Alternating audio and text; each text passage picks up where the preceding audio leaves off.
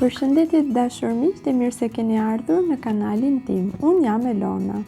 Për sot do të përgatisim byrek. Ky byrek është një byrek ndryshe nga ajo çka jeni mësuar, pasi përgatitet me petë shumë të holla dhe që hapet në një mënyrë interesante, duke e tërhequr. Është shumë i mirë, i shkrifët fare, pasi petët hapen shumë hollë.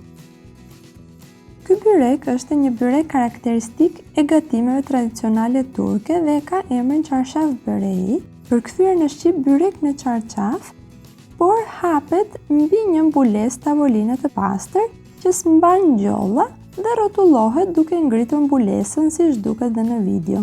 Në fakt duket si i vështirë, por nëse ja merrni dorën, do të bëhet i pazvendësueshëm. Le të fillojmë nga puna. Do t'ju them me hollësi çdo detaj që dhe ju ta përgatisni shumë kollaj. Pika e parë. Ky byrek ka një brumë shumë të thjeshtë, miell, krip dhe ujë të vakur.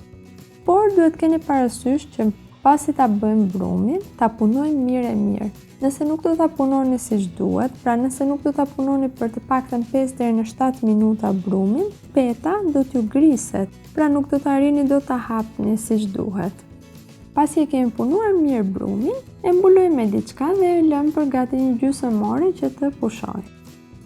E dyta, kur t'i hapim pulaçkat që do t'i hapim në diametrin e një pëllëmbe, duhet keni parasysh që nuk duhet përdorni shumë miell.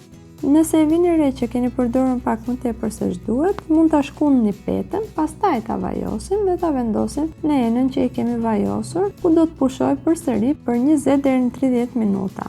Pra i vendosim petët në një enë dhe midis tyre i vajisim përsëri që mos na ngjiten me njëra tjetrën. Ju lutem mos e lini më pak se 20 ose 30 minuta të pushojnë. Pasi kjo ka shumë rëndësi që petat na hapet siç duhet dhe mos të na griset.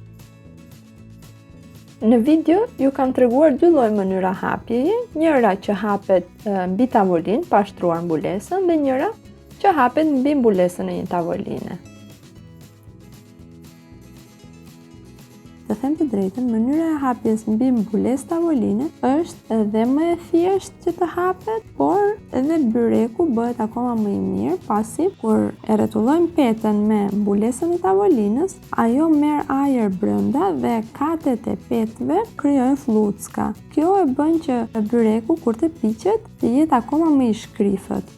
Nëse do ta bëjmë në tavolinë, edhe do ta kemi më të vështirë që ta tërheqim, sepse peta është aq e hollë sa do të na ngjitet dhe neve nuk do kemi mundësi që ta prekim pjesët e mesit, neve do ta tërheqim vetëm nga anët, mund të na griset, por edhe kur i hedhim harxhin dhe fillojmë ta rrotullojmë, neve shtym me dorë dhe mbledhim më ngushtë se që mbledh mbulesa tavolinës që lëshohet komplet. Pra, duke patur parasysh dhe këto detaje, po ju leju në dorë të zgjidhni, pra, po të doni hapeni mbi tavolinë, por unë si Elon do t'ju këshilloja ta hapni mbi një mbulesë tavoline, e cila nuk mban ngjolla. Janë disa mbulesa që nuk mbajnë ngjolla vaj, mbi një nga ato mbulesa do të ishte hapja perfekte.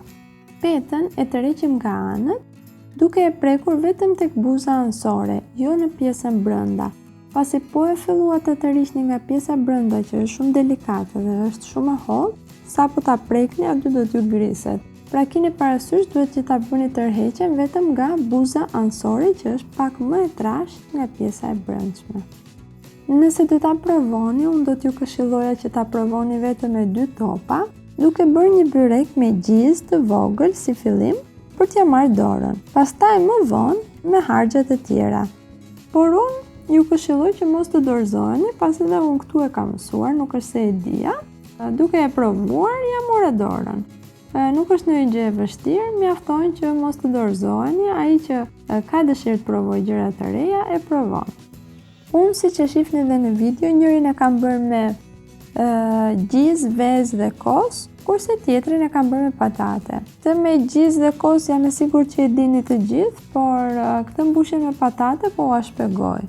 3 patate i zjejmë në tenxhere me presion dhe pasi i nxjerrim i shtypim me pak djathë kaçkavall dhe gjallë. Nëse s'keni djathë kaçkavall, mund ta shtypni thjesht me një lugë gjallë vetëm. Dhe në një tigan tjetër skuqim një kokër qep me erëzat sipas dëshirës. Unë kam përdorur piper të zi, rigon dhe krip. Madje I kam shtuar edhe pak salcë qepës gjatë kaurdisjes, ajo do t'i japi vetëm pak ngjyrë dhe shije masës së patates dhe I përzihem të gjitha bashkë. Kur të shtoni gjellën me patate, mbi petë keni parasysh që mos e mbushni tepër, pasi peta është shumë e hollë dhe duam që të marrim dhe shijen e petës, jo thjesht me një mbushje të tepër.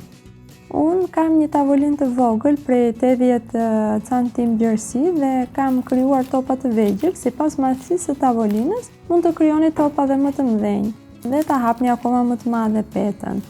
Unë sipas tavolinës time kam bërë dhe petët dhe topat, pra I kam bërë të vegjël. I japin formën që dëshirojmë, pra mund të rretullojmë njërin mbas tjetrit, si një trëndafil, por gjithashtu mund të bëni edhe kështu në formën e një byreku si këto të pasticcerisë. Kur piqeni me temperaturën e zakonshme që piqni byrekun dhe ja dhe rezultati. Kjo ishte për të dashur miq, shpresoj që t'ju ketë pëlqyer.